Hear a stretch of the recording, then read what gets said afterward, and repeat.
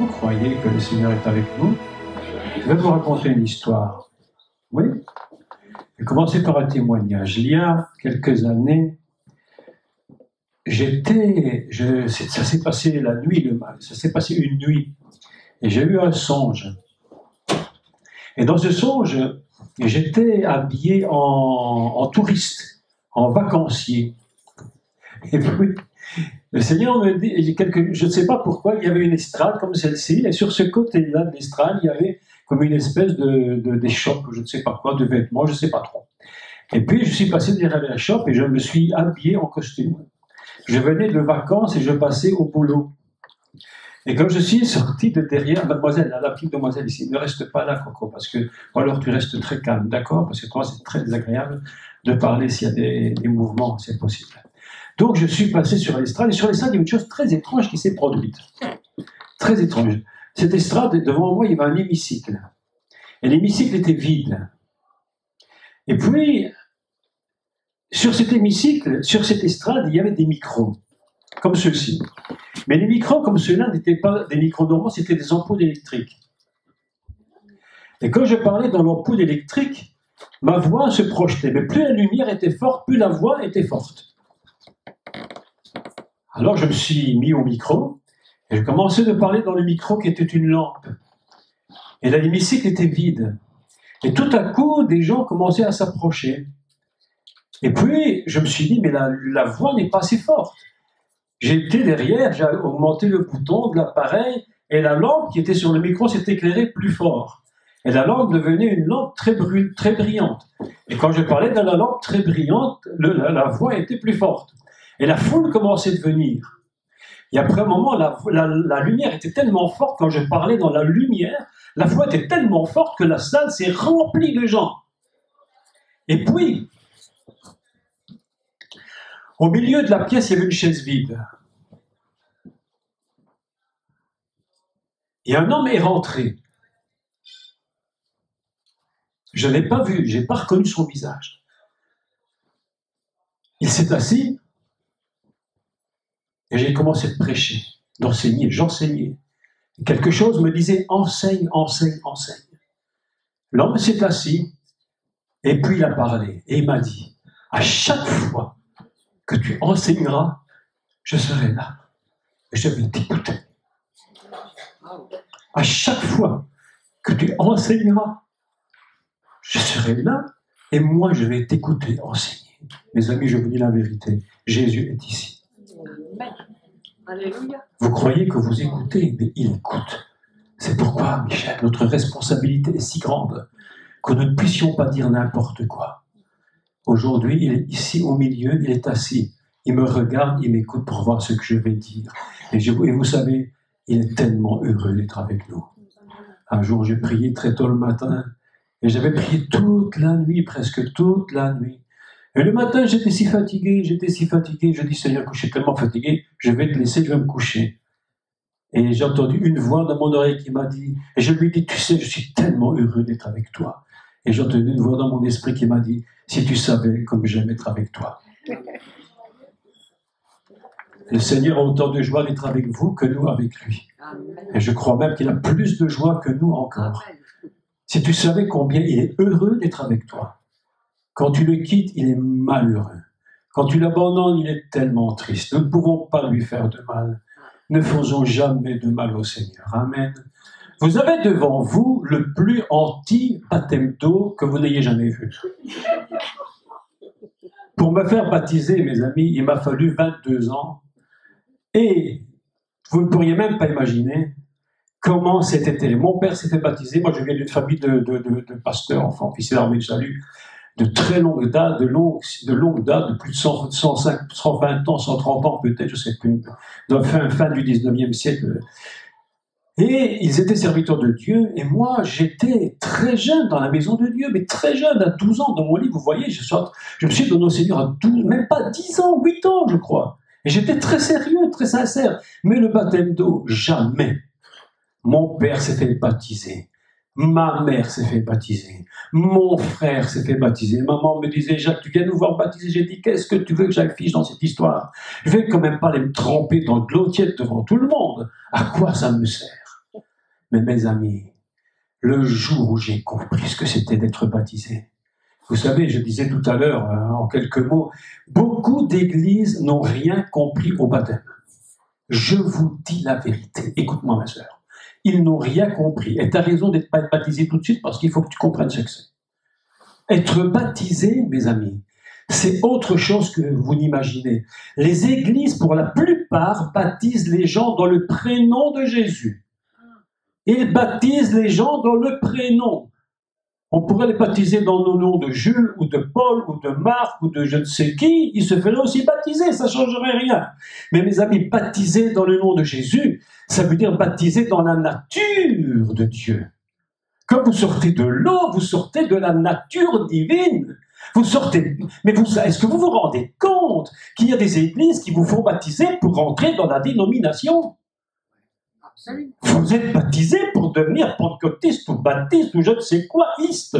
Mais vous imaginez ça. Mais et en plus, je vous fais signer un papier comme quoi vous êtes membre de l'Église. Mais enfin, mais qu'est-ce que c'est que cette histoire? On n'est pas baptisé pour devenir membre d'une dénomination. Mais est-ce que Jésus s'est fait baptiser pour devenir essénien ou pour devenir je ne sais quoi? Mais enfin, il faut arrêter.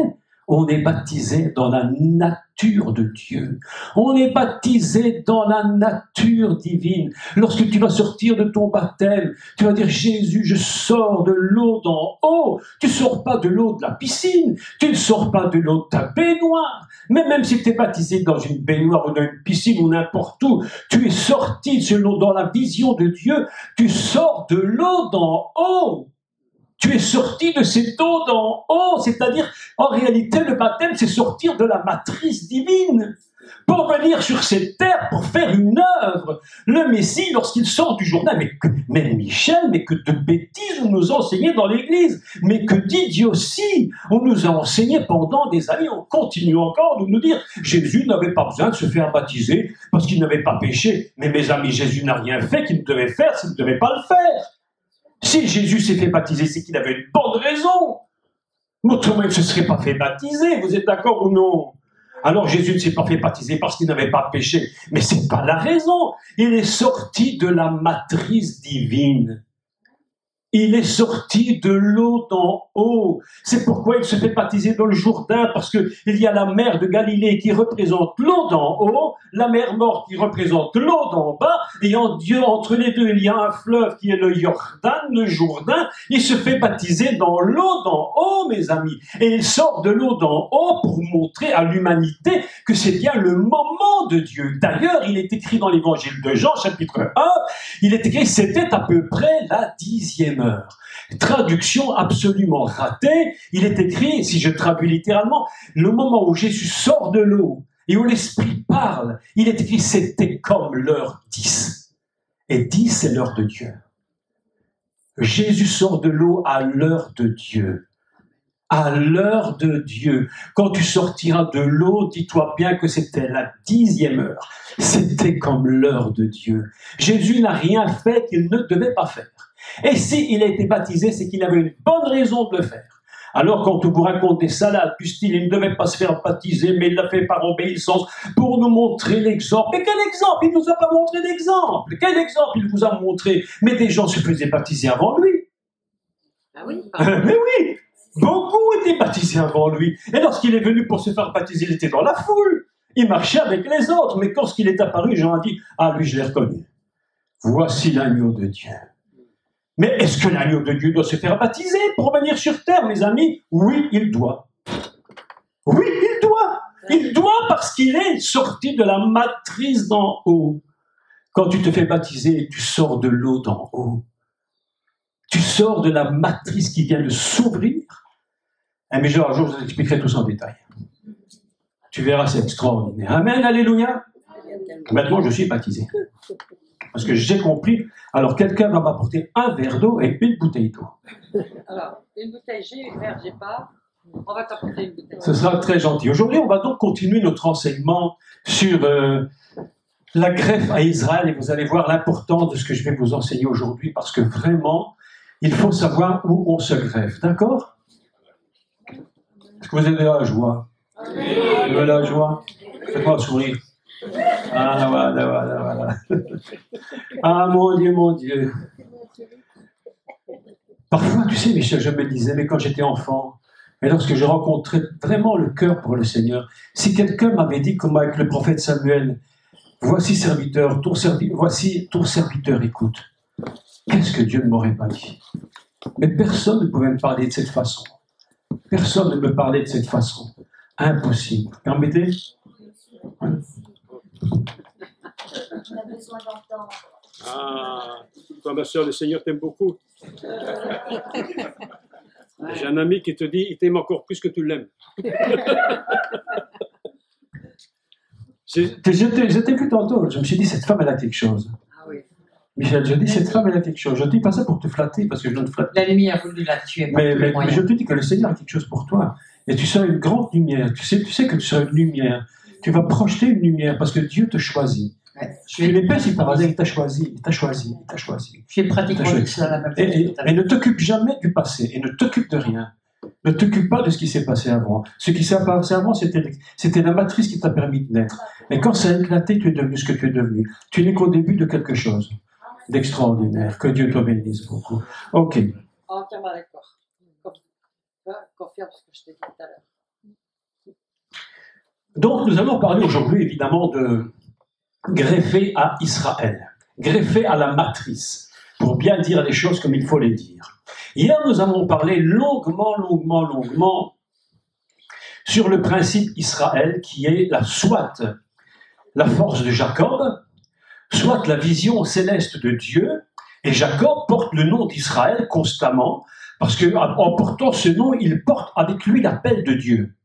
Écoutez-moi ce que je dis. Jacob s'appelle Jacob, il est ce qu'il est comme Jacob, mais il porte le nom, et ce nom qu'il porte constamment est assez difficile à porter, il faut le dire. Parce que porter le nom d'Israël n'est pas facile. Porter le nom d'Israël produit, comme on l'a dit hier, un énorme antisémitisme. Quelqu'un qui dit « je suis juif », c'est très compliqué de le dire. Dans certains endroits, porter le nom d'Israël, c'est très lourd à porter. Et quand on porte un nom comme celui-là, mes amis, il faut savoir où Dieu va nous emmener. Et Israël, tout en étant Jacob, porte en même temps le nom. C'est-à-dire qu'il porte le nom de la vision céleste de Dieu sur lui et la responsabilité que Dieu lui donne pour le travail qu'il devra accomplir et le but final que Dieu s'est réservé. C'est pourquoi Israël, c'est très compliqué. Israël, ça a deux sens. Le premier, la première partie du mot, c'est Sar, qui veut dire le prince, et El, qui veut dire Elohim, Dieu. Autrement, Israël signifie dans un premier temps le prince de Dieu. Maintenant, si tu lis le mot différemment, que tu lis Sar, avec la racine, dont la troisième lettre de la racine est le He, alors à ce moment-là, tu vois lutter, combattre. C'est-à-dire qu'il deviendra le prince, ici, il est le prince de Dieu, mais il devra combattre constamment à cause de sa force. Donc on a dans cette idée d'Israël plusieurs niveaux différents d'explication. Donc c'est très très lourd de s'appeler Israël. Vous avez remarqué que Israël aujourd'hui dans le monde, il est pourchassé, mais Dieu dit une chose surprenante. Il dit d'Israël qu'il a mis Israël sur cette terre comme un germe. Vous avez remarqué ça? Comme un germe. Eh bien, si vous regardez la forme d'Israël aujourd'hui, vous allez constater, eh bien c'est très surprenant d'ailleurs. Je vais faire un petit dessin, mais je dessine très mal, mais avec une importance. Hein, ok. Vous savez que le monde, c'est ça. Et si on regarde le pays africain, nous voyons ici qu'il y a un petit quelque chose comme ça, tout minuscule. C'est un germe. C'est Israël. Vous supprimez le germe, la semence disparaît. On a besoin d'Israël. Amen. On a besoin d'Israël. Sans Israël, le monde même ne pourrait pas subsister. Il est le germe. Mon serviteur, vous connaissez mon serviteur, le germe. Donc, le germe, lorsqu'il pousse, va recouvrir toute la surface de la terre et porter le fruit. Je voudrais aujourd'hui expliquer en trois grands points qu'est-ce que Israël doit faire à la fin pour devenir ce qu'il doit devenir. Pour ça, il faut expliquer en 3 choses. La première chose que je vais expliquer, et je vais la lire avec vous dans l'évangile de Jean.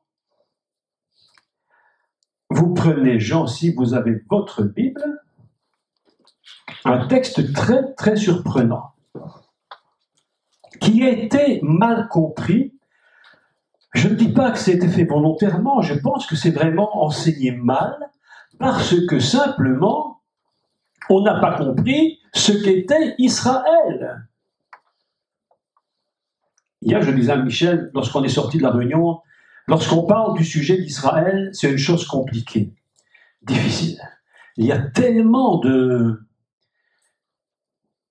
d'idées différentes, tellement de positions. Certains sont 100% pour, ils ne voient, c'est presque quasiment de l'idolâtrie. Certains sont complètement contre, c'est devenu un ennemi. On essaie d'expliquer, c'est compliqué.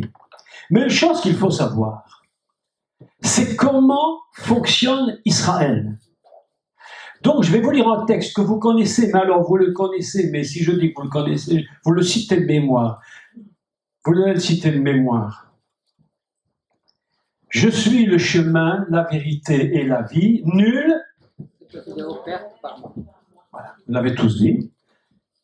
Parce que tout le monde le sait. Donc, à qui, je vous pose la question, écoutez-moi bien, nous retournons 2000 ans en arrière. À qui cette parole a-t-elle été dite? Mais pas aux chrétiens. Évidemment. Ben, ils n'existaient même pas.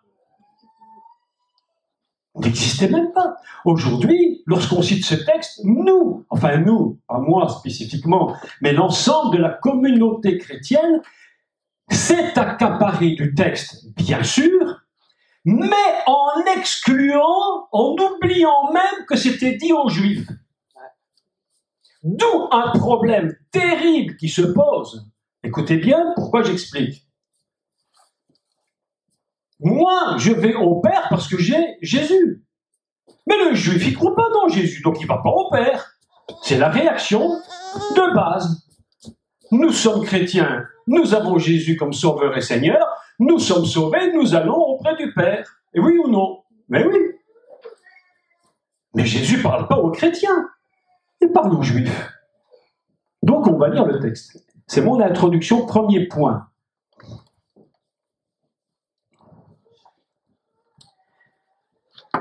Verset 5, chapitre 14 de l'évangile de Jean. Thomas lui dit, « Seigneur, nous ne savons où tu vas. Comment pouvons donc nous en savoir le chemin ?» Jésus lui dit, « Je suis le chemin, la vérité et la vie. Nul ne vient au Père que par moi. Si vous me connaissiez, vous connaîtriez aussi mon Père. Et dès maintenant, vous le connaissez et vous l'avez vu. » Contradiction totale du texte, on ne comprend plus rien. D'apparence, ça se lit comme ça, basiquement, mais un juif qui écoute ça, il ne comprend rien du tout à cette histoire, je vous l'affirme. Je vais vous poser une question. Est-ce que les juifs de maintenant ou d'avant, mais prenons ceux de l'époque de Jésus, est-ce que ces juifs priaient le Père, oui ou non? Oui, bien sûr. Alors pourquoi Jésus dit que personne ne vient au Père que par moi, puisqu'il ne croit pas en lui? Bah voilà, parce qu'il faut bien. Ah ben voilà la question. Mais attendez, il ne croit pas que Yeshua est le Sauveur et le Seigneur, mais il dit, mais personne ne va au Père que par moi, mais toi tu dis que tu vas au Père, mais tu ne crois pas en moi. Alors il y a une contradiction inimaginable qui met un trouble chez les chrétiens, puisqu'évidemment les chrétiens disent, mais nous avons Jésus, donc nous allons au Père, vous les Juifs, vous ne comprenez rien, vous avez refusé les Juifs, vous avez refusé le Seigneur, comment pouvez-vous vous dire que vous priez le Père? Et pourtant il prie Dieu. Eh ben oui. Alors, qu'est-ce qu'il faut expliquer dans cette histoire? Ça paraît tellement basique et ce Et n'est ils pas du ont tout. son Saint-Esprit. Enfin, tous ceux qui étaient waouh avec le Saint-Esprit. Donc, excuse-moi, je reste dans mon idée. Non, mais pardonne-moi. Écoute-moi. Donc, qu'est-ce que j'explique? Mes amis, écoutez-moi bien. Moshe monte sur la montagne. Et là, toute la révélation va se produire.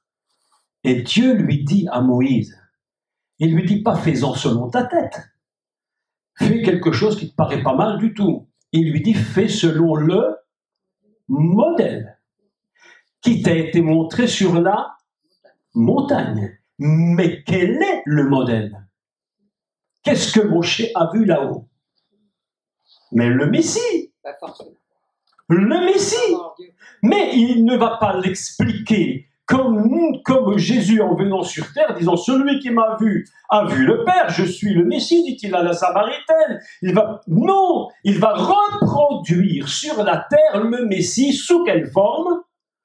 Le tabernacle et la loi. Et ils vont devoir faire des sacrifices. Est-ce que vous êtes d'accord?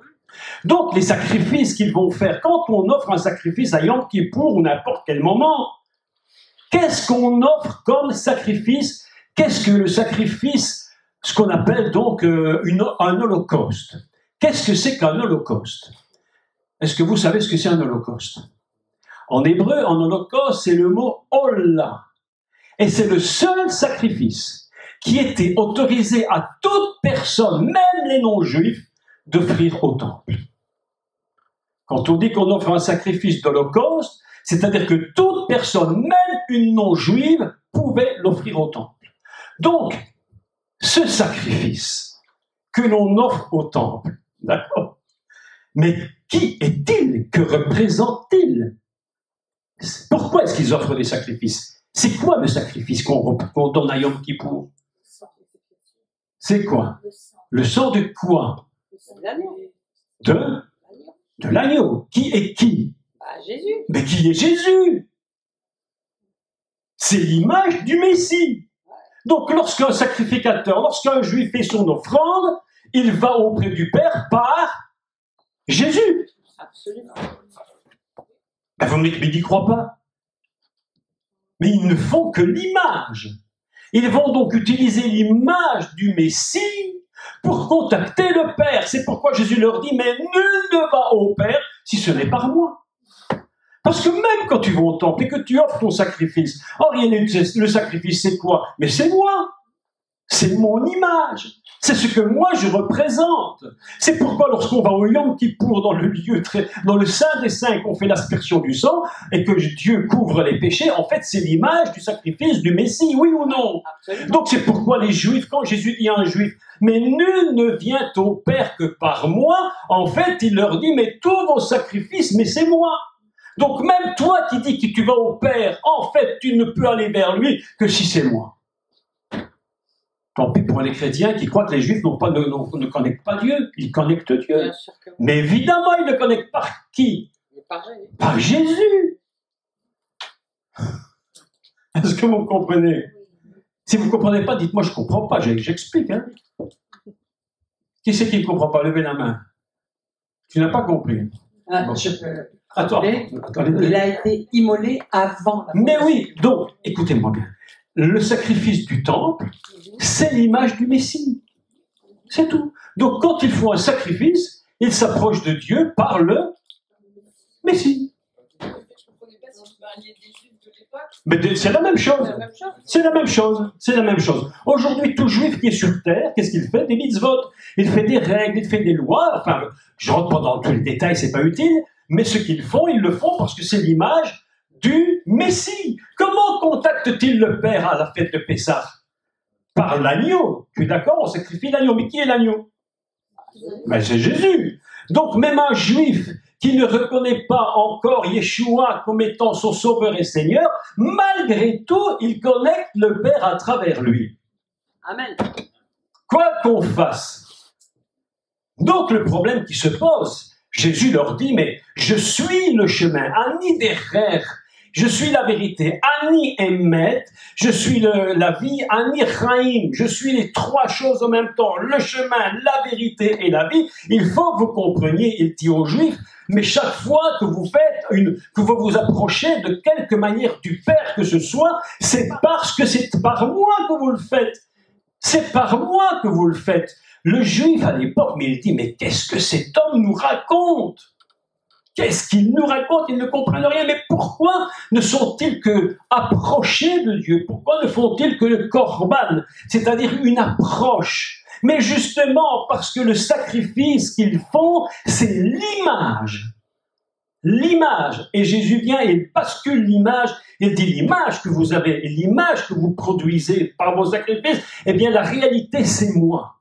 C'est pourquoi par l'image on ne peut que s'approcher. Par la réalité du Messie, on fusionne avec lui. Amen. Et c'est toute la différence. C'est pourquoi ne dites jamais qu'un juif ne prie pas Dieu. Ne dites pas qu'un juif, un tout juif. Mes amis, écoutez-moi, tout juif honnête, croyant, sincère, attend la venue du Messie. Absolument. Mais jamais on a tant attendu le Messie qu'aujourd'hui en Israël. Oui ou non? Oh oui. Tout le monde crie, tout le monde pleure. Si vous allez au mur des lamentations, ce qu'on appelle le Kotel, sur la gauche du Kotel, il y a comme une synagogue là pour les hommes. Je suis rentré à l'intérieur et je les voyais pleurer. Je voyais les Juifs qui se jetaient par terre. Il y en a qui pleuraient, il y en a qui criaient. Moi, j'avais les larmes dans les yeux, Michel. Et j'étais là avec mon petit chapeau sur la tête là. Et puis je me dis, mais qu'est-ce qui se passe dans ce truc? J'avais l'impression d'être dans une réunion de pentecôtistes exaltés. Oui, il y en avait par terre couchés. Non, pas que ça pentecôtiste exalté, sincère. Sincère, mais prenons le meilleur des cas, ils étaient sincères. Donc, prenons le meilleur des cas.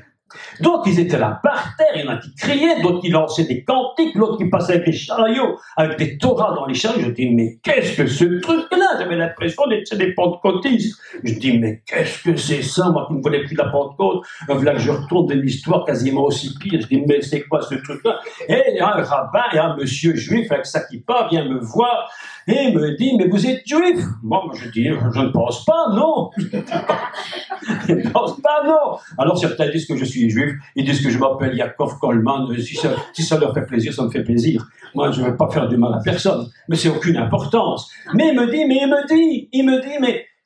alors on parle à deux ensemble en anglais, parce qu'ils ne parlent pas français, ils ne parlaient pas. Et je dis, mais qu'est-ce qu'ils font? Qu'est-ce qu'ils font? Vous savez ce que ce monsieur m'a dit?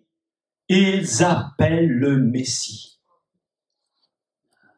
Ils appellent le Messie. Certains crient, pleurent, hurlent, et disent, Machiach, viens nous sauver, viens Michel. J'avais les larmes dans les yeux. J'ai pleuré, j'ai dit, mais c'est quoi cette histoire? Mais est-ce que vous croyez qu'il prie un autre Dieu? Non, il prie Dieu. Il prie le Père. Jésus a dit, mais nul ne vient au Père. Donc il leur dit pas, convertis-toi tout de suite. Il a dit, je te dis une chose. Je te dis que même ce que tu fais comme sacrifice, c'est moi. C'est moi qui te permets même d'atteindre le niveau, même si tu n'es pas encore fusionné. C'est grâce à moi, le Messie, que tu peux t'approcher du Père. Amen. Ça change complètement le verset, je vous le dis.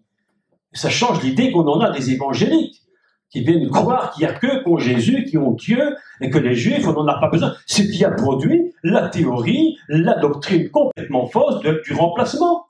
Absolument. Nous avons Jésus et les Juifs ne l'ont pas. Ils se trompent complètement. Ils ne l'ont peut-être pas tous reconnu comme Sauveur Seigneur, mais ils en ont tous l'image. Et c'est grâce à l'image qu'ils sont connectés avec le Père. Est-ce que vous me comprenez? D'accord? Premier point.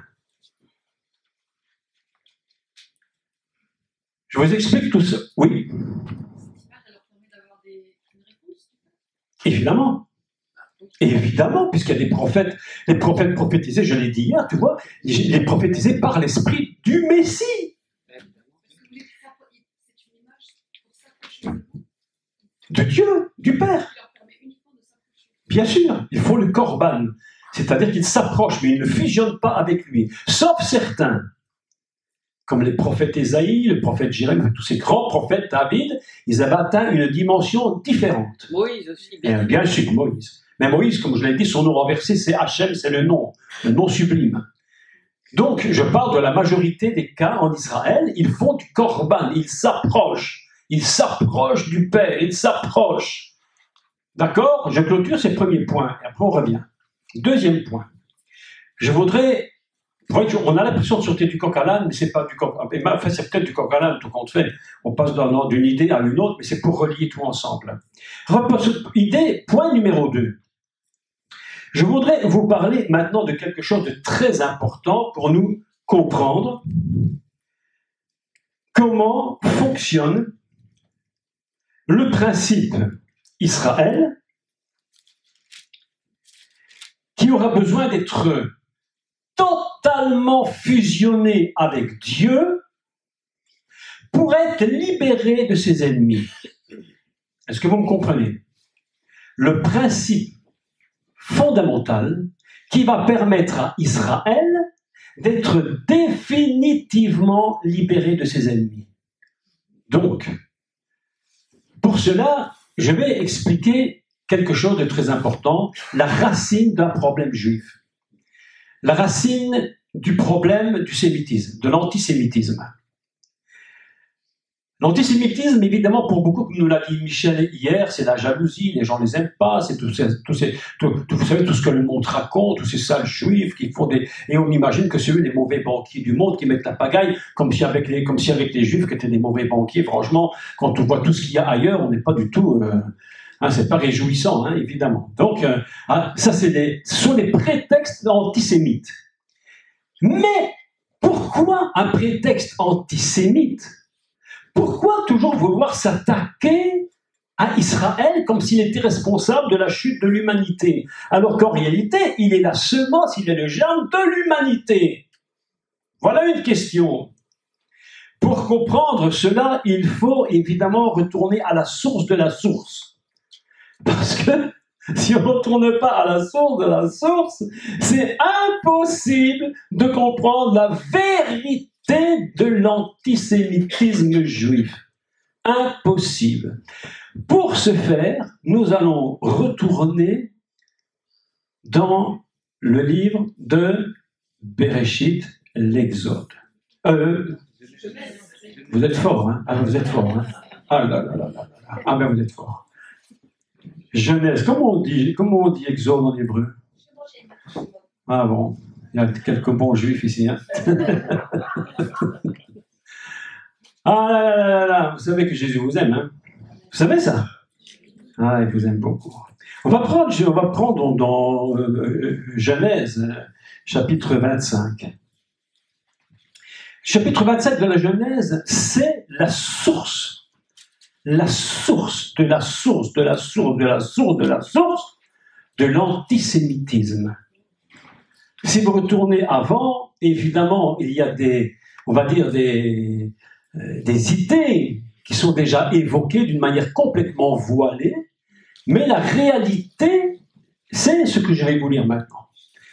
Donc, Genèse 25, à partir du verset 27, et je commence la lecture. D'accord? Est-ce qu'on a un peu de temps ensemble? Oui? On a du temps, d'accord? Oui. D'accord, on a du temps. Donc voilà que Isaac, donc lui va avoir des enfants, Ésaü et Jacob. Les enfants grandirent. Esav, donc Ésaü, Esav, c'est un mot qui signifie terminer.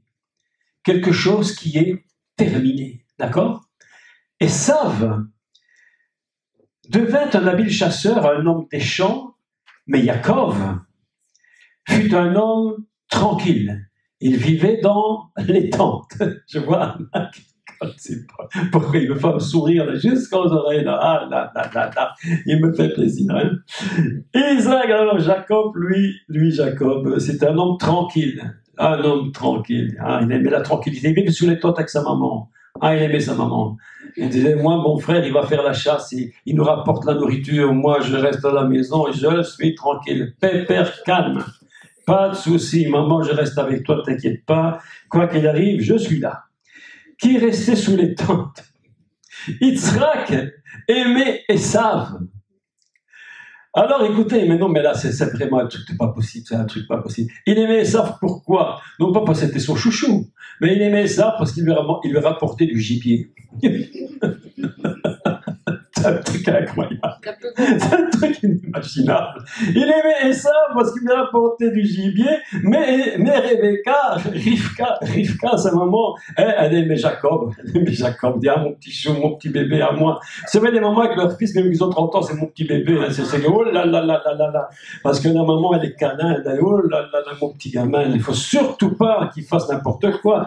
Oh là là là là là là. Elle aimait Jacob, mais le papa, lui, c'était un dur à cuire. Il disait, moi, tu vas me faire mon gibier, paf, tu m'emportes, tout le monde était content. Là, c'était la bonne vie dans le meilleur des mondes. C'était comme ça. Comme Yaakov. Alors, ce que je vous raconte ici, c'est très drôle, hein, mais c'est le fondement de l'antisémitisme juif. Écoutez-moi la suite. Comme Yaakov faisait cuire un potage. Ah, parce que, en plus, c'est très drôle, parce que c'est Ésaü qui ramène la nourriture, mais c'est Jacob qui cuit le bidon. C'est incroyable. C'est une histoire incroyable. Comme Jacob faisait cuire un potage, Ésav revint des champs, écoutez bien, écoutez le mot, accablé de fatigue. En hébreu, on dit qu'il était haïf. Haïf. Ça veut dire qu'il était non pas seulement fatigué, il était, écoutez bien, il était complètement vidé. Non seulement vidé de fatigue dans son corps, mais c'était un homme totalement vidé. Même son esprit intérieur, tout était vide en lui. C'est un homme qui avait perdu toute énergie en lui, spirituelle, morale, physique. C'est un homme extrêmement épuisé. C'est un homme qui est épuisé, fatigué. Et il dit, Esav revint des champs accablé de fatigue. Il est vide, complètement vide. Et Esav dit à Yaakov, s'il te plaît, laisse-moi, je te prie. Il est très poli. En hébreu, il y a cette expression qui dit, s'il te plaît, je n'exige rien, mais je te le demande. Il y a beaucoup de politesse dans l'hébreu. Quand Sarah va voir son mari, elle lui dit, s'il te plaît, mon mari. Je dis sur mon épouse, dis-moi, s'il te plaît, tu auras tout. S'il te plaît, laisse-moi, je te prie, manger de ce rouge. Écoutez le mot. Rouge, Edom. Laisse-moi manger de ce roux. De ce roux-là. N'importe lequel. C'est inimaginable le texte. Ouh là là là. Car je suis complètement vidé. Je suis haïf. Je n'ai plus rien en moi. J'ai besoin d'une force différente qui me permettra d'exister. La force des hommes.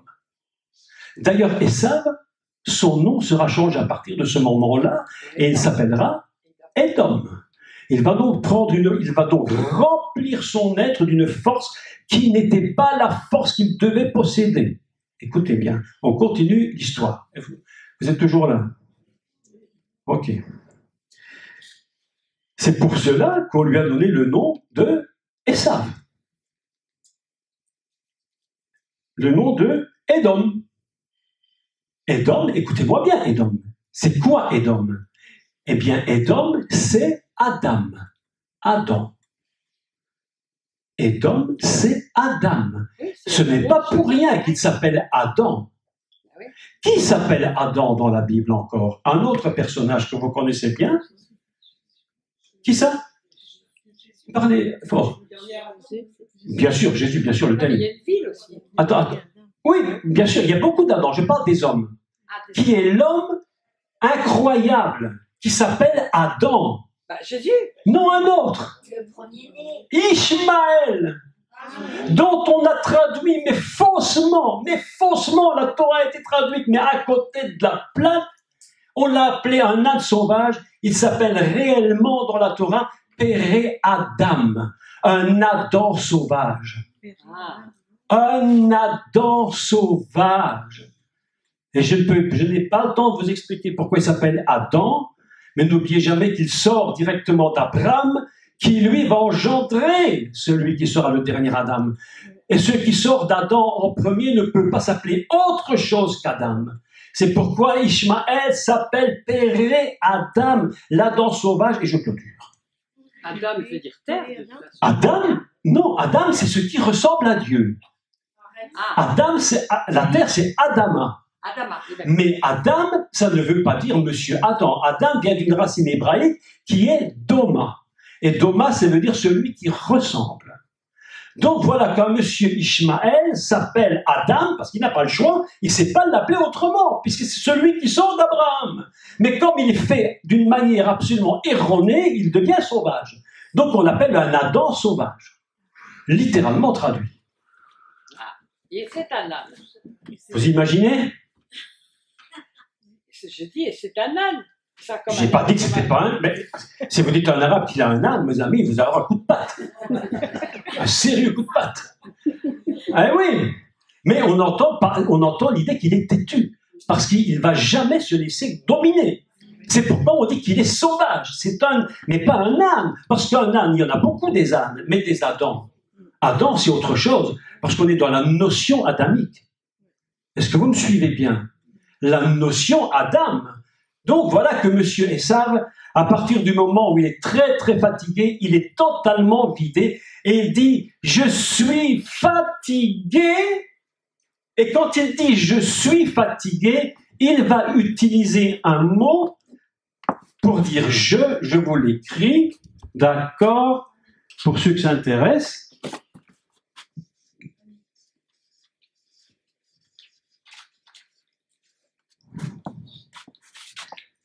Anochi. En hébreu, on peut dire deux mots pour dire je. On peut dire Ani. Moi, je suis Ani Yaakov. Je suis Jacob.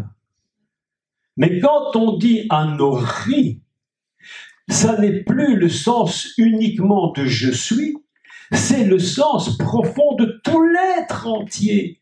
C'est tout son être entier qui est vidé, complètement vide. Il n'a plus en lui on allait dire qu'il a perdu tout ressort. Il n'a plus d'énergie. Il ne dit pas donne-moi à manger parce que je suis fatigué, mais si tu es fatigué, va te reposer, demain ça ira mieux. Il dit mais non, donne-moi de ce rouge, donne-moi de cet homme-là.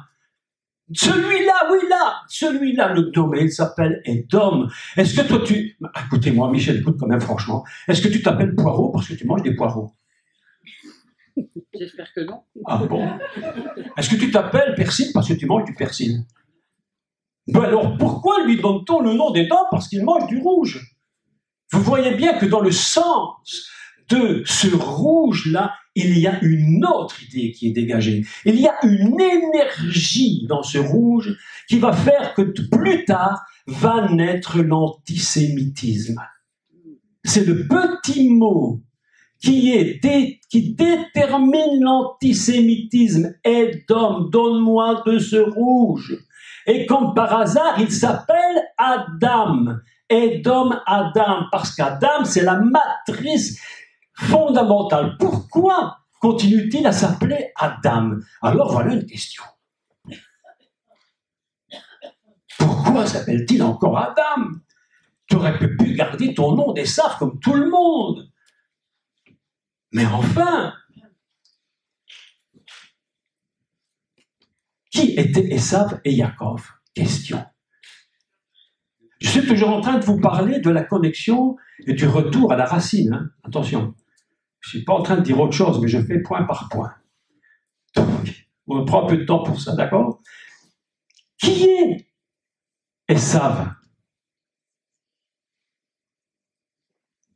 Esav, c'est ce qu'on appelle en langue hébraïque le Béror. C'est qui le Béror? C'est le premier-né. Donc, le but fondamentalement de Ésaü, c'est qu'il est le premier-né. Et maintenant, je vous pose une question de Torah. Une question de Torah. Donc, comprenez bien ma question. Je vois que tu rigoles, ma soeur. Elle a un grand sourire depuis tantôt. Elle dit, mais qu'est-ce qu'il nous raconte des trucs pas possibles? Ah, c'est tellement... Moi, je suis excité quand je parle. Hein. Je suis tellement enthousiaste quand je parle que Amen. parfois ça me fait tellement rire, je me dis c'est vraiment incroyable ces choses absolument inimaginables, mais c'est extraordinaire. Donc, il s'appelle Esav, mais quel est ce Béror? Quel est le but du Béror dans la Bible? Pas dans notre vie, à nous, pas à moi. Moi j'ai un frère aîné, il était l'aîné, et souvent ma mère me taquinait, elle disait « Ah, ça c'est pour ton frère, c'est l'aîné ». Et moi je disais « Ben zut, alors j'aurais dû être le premier ». Un peu de chance. Mais dans la Bible, c'est quoi le but du Béror? Comment? Plus fort, plus fort. Oui, entre autres, ouvrir la voie. Le premier-né ouvre la matrice. Mais la matrice, beaucoup de premiers-nés ont ouvert la matrice. Tout premier-né ouvre la matrice, automatiquement. Mais Esav, il ouvre une matrice spéciale. Qu'est-ce que la matrice fondamentale qui va sortir de Rivka pour que Esav ait une particularité que personne ne peut avoir que lui? Parce qu'Esav, c'est un homme extraordinairement important. Il a une dimension, une puissance en lui que personne ne peut même imaginer. Lui-même a complètement perturbé cette puissance. C'est pourquoi il dit, j'ai faim, je suis fatigué, j'en peux plus, il n'y a plus rien dans moi, donne-moi quelque chose qui va me remplir, parce que je suis en train de crever littéralement. Il dit, donne-moi de ce rouge, donne-moi de ce rouge. Qu'a-t-il perdu? Qu'est-ce qu'il n'a pas pris en considération? Quel est le but du Béror fondamentalement dans la Bible? Eh bien, je vais vous le dire. C'est d'engendrer le Messie. Il a perdu le droit d'engendrer le Messie.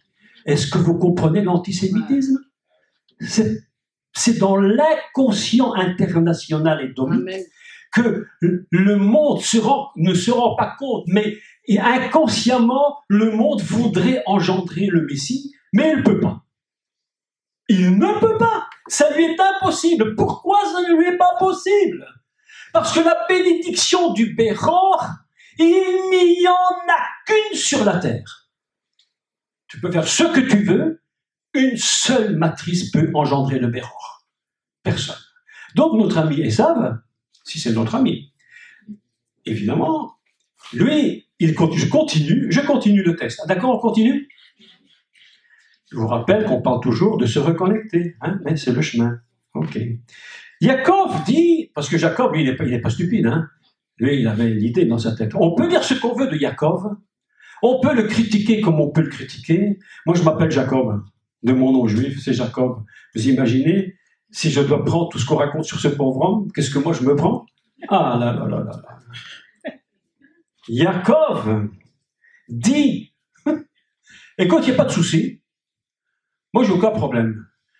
On fait entre nous une petite alliance. Vends-moi aujourd'hui ton Béror. Mes amis, est-ce qu'il l'a volé?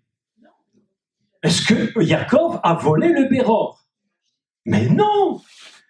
J'ai entendu dans l'église des pasteurs qui disaient Jacob a volé le Béror, a volé le droit d'aînesse et Ésaü, mais jamais!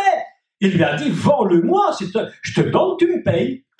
Mais Jacob avait compris, parce qu'il était dans les tentes. Mais quand on dit que Jacob était dans les tentes, c'est pas n'importe quoi, Michel. Ça veut dire que quand on est dans la tente, ça veut dire qu'on est dans un endroit où on est en train de construire quelque chose à l'intérieur. Là, c'est pourquoi on appelle ça maison d'Israël. On dit la maison d'Israël, les Bnei Israël, les fils d'Israël, les constructeurs de la maison. Il est à l'intérieur des tentes, c'est un constructeur, un homme qui va construire quelque chose.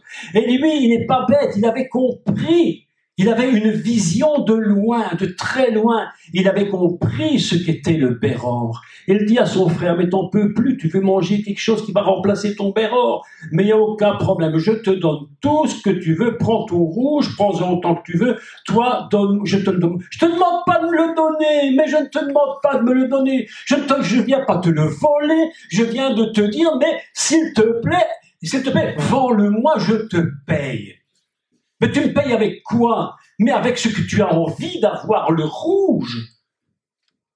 Vous imaginez lorsque l'on perd le droit de porter le Messie pour remplacer par une force autre, comment tu veux ne pas tomber dans une dépression nerveuse?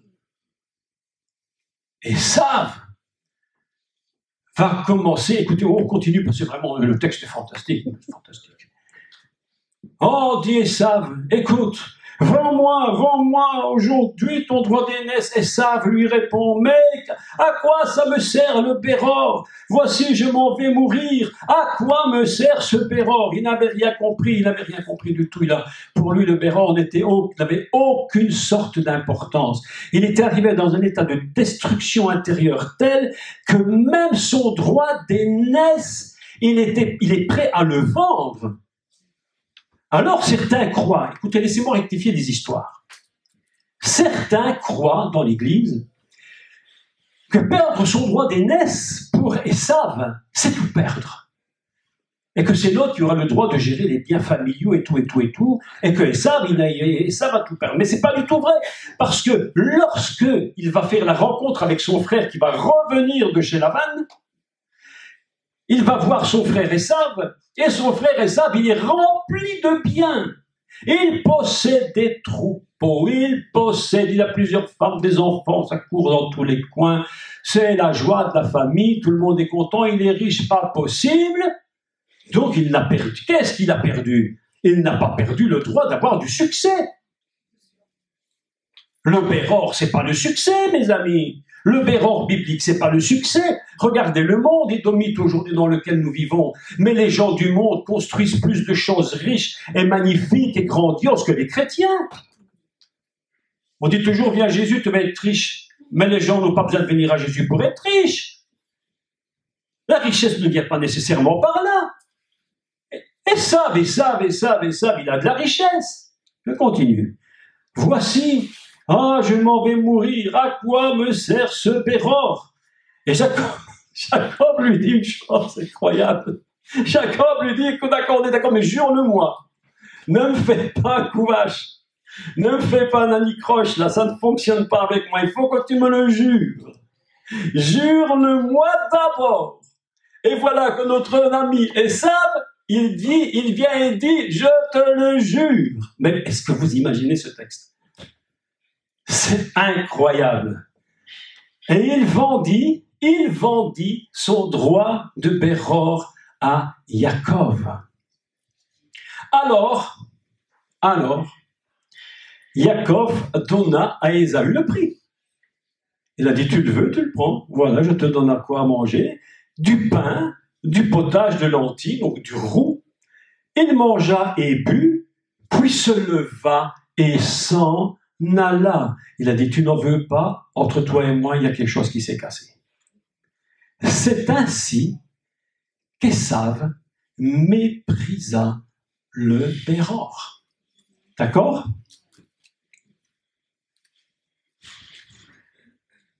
On va continuer un petit peu. La même histoire. Vous voulez la même histoire? On continue? Amen. Et je vous explique maintenant les secrets inimaginables. Écoutez les secrets inimaginables. Bon, ici maintenant, la chose va se produire d'une façon un peu particulière parce que, écoutez-moi, le Béror, sans bénédiction, n'existe pas. Il existe, mais n'a aucune force. Le Béror n'existe que lorsque le Béror est béni. Il faut donc une bénédiction particulière. Mais pour avoir un Béror, il faut que ce soit le Père qui le donne. Mais pour que le Père le donne, il faut que ce soit le bon fils. Et si c'est le mauvais fils, il ne va pas le donner. Donc là, Jacob va commencer à devenir réellement et révéler réellement qui il est.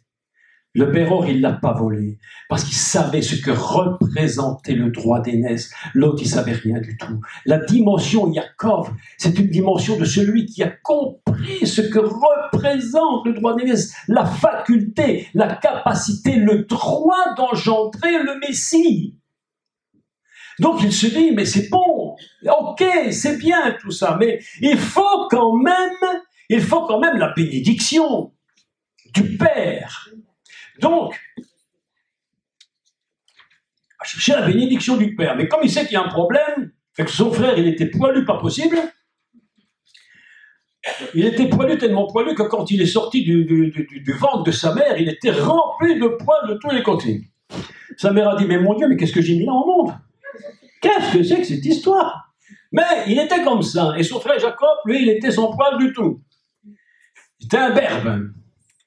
Jacob se dit, mais il y a un problème, il faut faire quelque chose. Mais la maman, Rivka, elle était sous la tente avec son fils. Vous imaginez les papotages qu'il y a eu entre maman Rivka et petit Yaakov? Ah, maman, tu sais que il m'a donné son droit. Mais mon fils, est-ce que tu sais que si ton papa, gentil papa, ne te donne pas la grande bénédiction, mais ton droit d'aînesse ne servira à rien. Il faut que tu sois béni. On va trouver un système. On va trouver un système. Il va chercher une bête, là. Il se la met sur les bras. Et le papa, qui était déjà 3/4 aveugle, il s'approche, il dit « C'est bizarre, je sens bien les poils de mon fils, mais son odeur n'est pas celle-là. Mais c'est bizarre, mais de toute façon, je crois que c'est lui. » Yaakov, le trompeur, celui qui tient par le talon, celui qui fait toutes ces choses par la force, va commencer de trouver une idée, un subterfuge pour avoir la bénédiction du papa. Il attend que son frère soit parti à la chasse. Son frère part, et entre deux, il vient vite préparer un bon ragoût de ce gibier. Il dit, papa, j'ai préparé un bon ragoût pour toi. Son père dit, c'est bizarre, c'est pas mon fils, ça, c'est pas, je rapporte pas le gibier, c'est bizarre, il est drôle de voix, lui. Il dit, mais c'est quand même moi, c'est quand même... Il dit, ah, c'est toi, Esav, c'est toi, Esav. Et il lui donne la bénédiction. On est en train de parler ici de quoi? De tout un cheminement vers ce qu'on appelle l'antisémitisme profond. La haine. Esav a vendu son droit d'aînesse.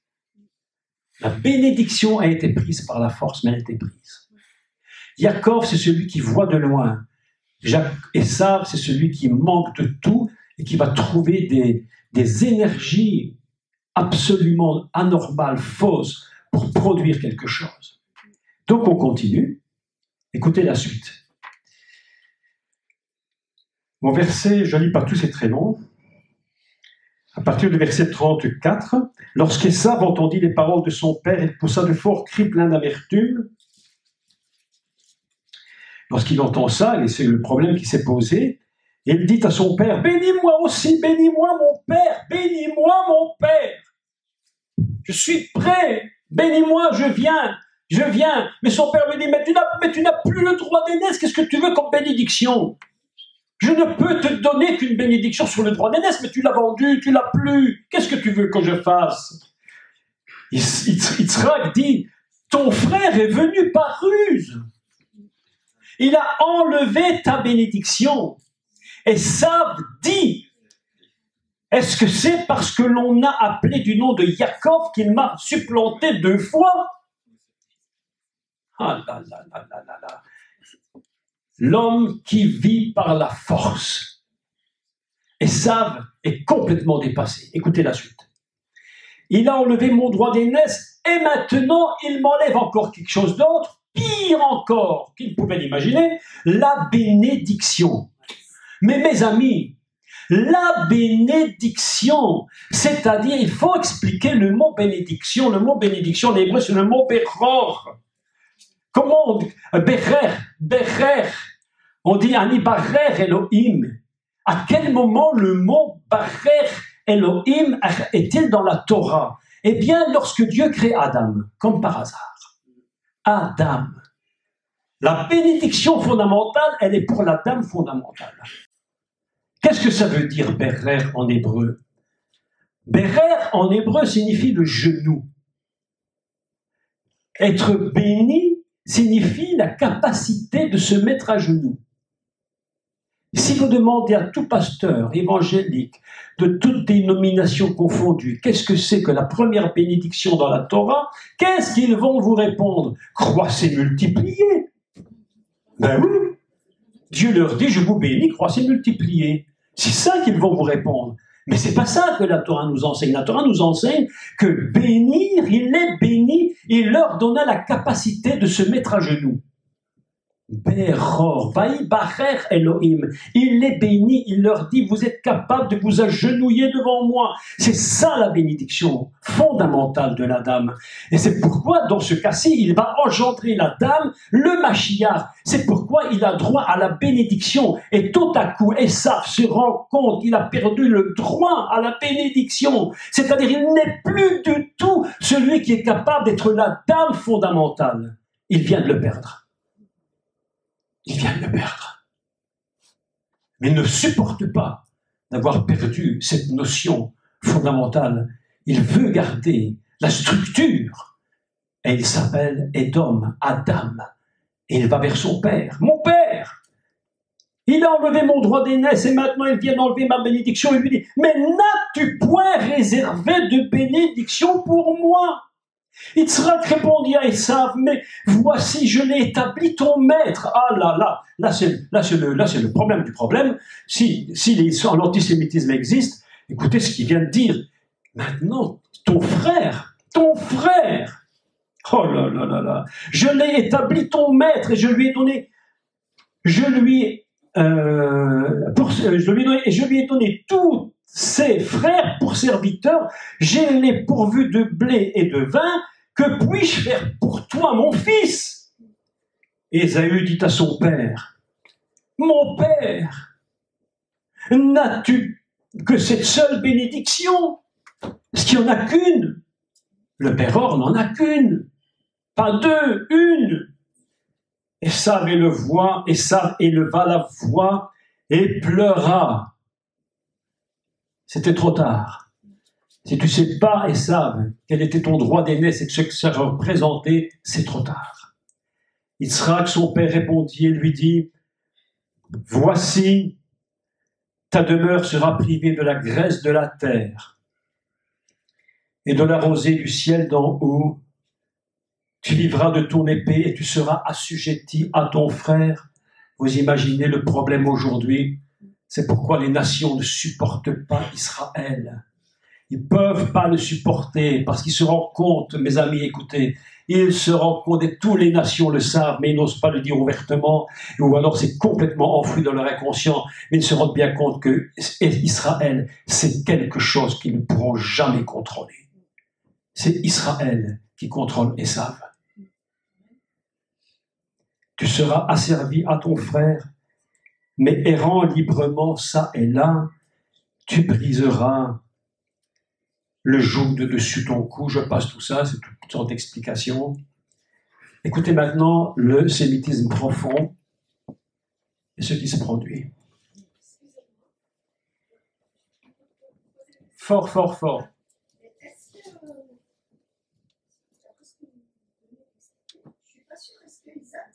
Est-ce qu'Isaac savait que Esaü avait vendu ce droit d'aînesse quand il a donné la bénédiction?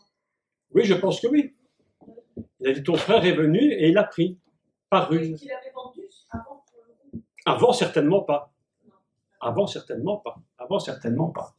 Esav conçut de la haine contre Yaakov à cause de la bénédiction dont son père l'avait béni.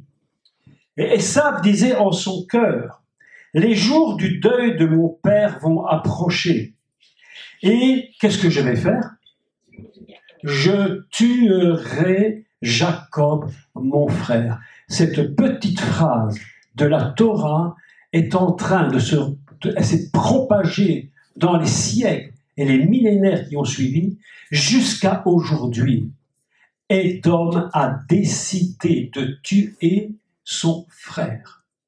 Aujourd'hui, comme tu nous l'as dit hier, Michel, les Édomites, toutes ces nations édomites que nous représentent le monde et l'Europe, ont décidé de détruire Israël.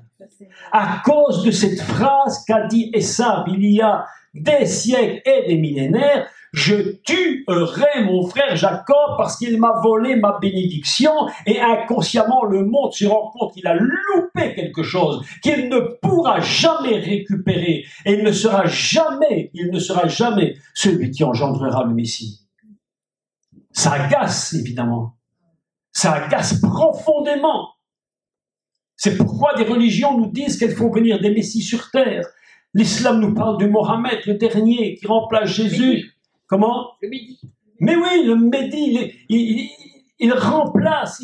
Chaque nation voudrait être maître et amener la délivrance. Et regardez comme ce que je dis est vrai. Lorsque les États-Unis sont dans une catastrophe indescriptible, lorsque le président Obama est arrivé, tout le monde croyait qu'il était le sauveur. Tout le monde veut son Messie. Tout le monde veut son Messie. Le président Mahmoud Ahmadinejad, qui est président de l'Iran, qui ne l'est plus maintenant, a fait construire une immense avenue en Iran, en disant « Je la construis grand parce que le Messie va venir, il reviendra chez nous ». Tout le monde attend et veut être le porteur du Béror, mais c'est trop tard. Celui qui le porte, c'est Yaakov. Est-ce que je peux... Il y a une phrase de la Bible, tu vas me dire si je l'interprète bien. Parce que Dieu dit à un moment donné, j'ai aimé Jacob et j'ai haï Ésaü. Oui. On dit, ah, Dieu est tellement... Non. Il faut aussi savoir une chose, quand tu me parles, j'ai aimé Jacob à Ésaü, il faut toujours savoir qu'on est dans des écrits qui sont faits dans un peuple où les contrastes sont extrêmes. Oui. C'est le chaud ou c'est le très froid. Entre les deux, il n'y a pas beaucoup de nuances. Je t'aime ou je te déteste. J'ai aimé ou j'ai haï. Entre les deux, il n'y a pas beaucoup de nuances. Mais ce que moi je ressens aussi, c'est que très souvent, ce qui a disparu justement de nos églises, c'est que Jacob, Ésaü, n'a pas compris. Il n'a pas compris ce qu'était la bénédiction Mais de non, Dieu. il n'a pas Donc compris. il l'a méprisé. Oui, il n'a pas compris. Ésaü n'a rien compris. Il a dit, je suis complètement détruit, je suis fatigué, j'en peux plus. Il dit, je te donne tout, il perd tout. Jacob, lui, il courait tout le temps. Bien sûr. Il en voulait. Et même dans le ventre de sa Mais bien sûr. mère, il a essayé d'être... Jacob, c'est quelqu'un qui vit par la force, mais il y a quelque chose que l'autre n'a pas. Il veut quelque chose qu'il veut obtenir. Il voulait même passer devant son frère. Vous savez, je veux dire, Dieu aime, la Bible nous dit, le royaume des cieux appartient aux violents, pas aux escargots, pas aux limaces. Non, oui, vas-y. J'ai une question par rapport à Matthieu 27, versets 24 à 27. Oui. Comment vous intégrez... Ben, dis-moi le verset au moins, parce que je vais... C'est par rapport à Ponce Pilate, il a donné le choix aux Juifs de libérer Barabbas ou Jésus. Ah oui, ça c'est un autre sujet. Ma soeur, je veux bien te répondre à ça, mais c'est un autre sujet. Je veux bien même te répondre après si tu veux. Mais ici c'est un autre sujet parce que je sais que parfois que les idées partent dans tous les sens, mais je répondrai après pour pas m'éloigner, d'accord? Mais je peux te répondre après, d'accord? Ça c'est encore quelque chose d'absolument extraordinaire, l'histoire de Barabbas, c'est une chose extraordinaire. Donc, nous voilà dans une situation où il dit, il a de la haine contre son frère, et il déclare ouvertement, je tuerai Jacob, mon frère. C'est son frère. C'est celui qui est de la même mère. Ils sont nés en même temps. Ils sont sortis du même ventre. J'allais dire, un est sorti en Béror, l'autre est sorti après, mais il tenait le talon parce qu'il avait quelque chose en lui que l'autre n'avait pas. Et ça s'est confirmé parce que Esav, il n'avait plus aucune force en lui. Et il n'y avait plus rien, il ne comprenait plus rien, il ne voyait rien de loin. Une des grandes forces d'Abraham, c'est qu'on dit d'Abraham, de lui, on dit, il voyait de loin. Oui. Est-ce que vous savez la différence qu'il y a entre Noé et Abraham? Il y a une grande différence entre les deux. Ces deux personnages absolument fabuleux, mais il y a une différence. Il est dit de Noé, qu'il marchait avec Dieu. Il est dit d'Abraham qu'il marchait devant Dieu. Il était tellement connaisseur de l'amour et de la volonté du Père qu'il était même capable de précéder ce que Dieu allait lui dire tellement il était au courant. Amen. Oh, quand Dieu te dit, tu devras aller là, mais tu dis, mais mon Dieu, mais je suis déjà parti. Mais comment t'es parti? Mais je connais ta volonté. Est-ce que c'est pas magnifique ça? Abraham marchait devant Dieu, Noé marchait avec Dieu. Déjà, si tout le monde marchait avec Dieu, ce serait magnifique. Mais alors, si tout le monde marchait devant Dieu, je dis que Dieu peut aller se coucher, prendre sa sieste et être tranquille. C'est pour ça, d'ailleurs, peut-être qu'au début du monde, il a fait Shabbat. Il a dit Dieu se reposa parce que finalement il s'est dit ben, mon univers c'est ce qu'il va faire, alors moi je me repose. Hein. Bon, c'est une plaisanterie, hein. N'allez pas dire que je fais de la doctrine, hein. Pas ça. C'est peut-être une plaisanterie. Ah, ça va, on tient le coup? Vous tenez le coup? Ça va. Bon, On a donc parlé des deux grands principes d'Israël, absolument extraordinaires. Ce peuple d'Israël que Dieu a conçu volontairement pour porter le Messie sur la terre. Nous nous rendons compte, d'après ce que j'ai dit avant, dans la première partie, qu'il essaye d'à tout prix, il n'essaye pas. Il s'approche par la force, il s'approche, il fait tout ce qu'il peut pour s'approcher. Et Jésus leur dit, mais nul ne vient au Père que par moi. Toi, le juif qui est très religieux, qui est très dans la loi, qui fait tout ce qu'il faut faire, et encore plus même que je ne te demande, il va faire des choses que je ne t'ai pas demandé, que tu inventes. Mais enfin, c'est parce que ton cœur est pour moi et qu'il essaye de faire tout ce qu'il peut faire pour Dieu. Et lui dit ouvertement, mais nul ne vient au Père que par moi. Autrement dit, tu essayes tout par les sacrifices de t'approcher de moi, et tu le fais. On ne peut pas dire qu'ils ne le font pas. Tu le fais. Voilà pourquoi est-ce ainsi? Parce que la deuxième partie de mon enseignement, c'était Jacob par la force. Petit P dans l'histoire, Jacob est menacé de mort, mais jusqu'à la fin, jusqu'à ce que le Péror porte son fruit en lui. Parce qu'il y a une chose qu'il faut que vous sachiez quand même, c'est que lorsque Moïse se trouve à l'entrée du désert, Dieu parle à Moïse, Dieu parle à Moshe, et il lui dit quoi? Il va lui dire quelque chose d'absolument extraordinaire. Il va lui dire, écoute Moshe, ils me feront, écoutez bien, ils me feront à moi un sanctuaire. Et j'habiterai au milieu d'eux. On dit Bethoram. C'est quoi Bethoram? C'est immédiatement, qu'est-ce qu'on pense? Eh bien, c'est au milieu géographiquement. Israël est avec ses tentes et au milieu le tabernacle. Mais Bethoram, c'est beaucoup plus fort que ça. C'est à l'intérieur de l'intérieur.